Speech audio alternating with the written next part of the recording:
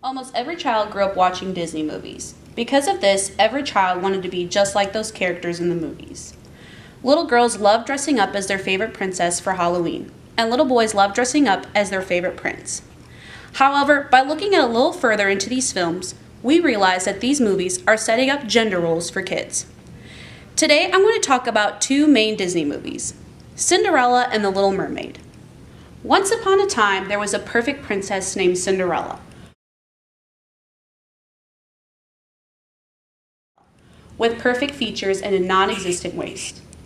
These perfect features consisted of perky small breasts, very narrow shoulders, a soft but very defined waist with little leg muscles, also calves that are just a sloping line, and small dainty feet.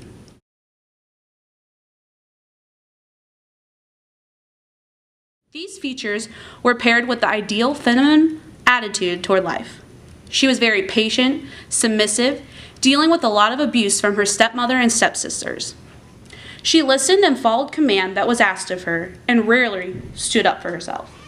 She eventually had the courage to stand up, but only when a prospective husband was in her sight. She got out of this awful situation, but not without the help of others. She could only get a husband by getting dolled up by her fairy godmother, and can only move out with the help of a prince.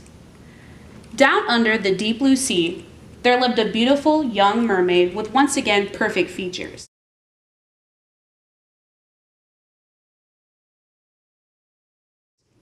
These features are extremely similar to Cinderella's, except in the beginning of the movie, Ariel has no legs. She was happy with herself and her own life until she sees the perfect, handsome man with legs. After that, she wanted to change herself completely so she could be with him. She even sacrifices her voice, her tail, and her family to be with our ideal man that she barely even knows. She started out being bold and adventurous to being a lovesick girl who just wants to get her man. Both of these movies tell little girls that they need to be beautiful and perfect, be submissive and completely dependent on finding a husband. The fact that Ariel was only about 15 or 16 years old also tells little girls that they need to start this at an extremely young age.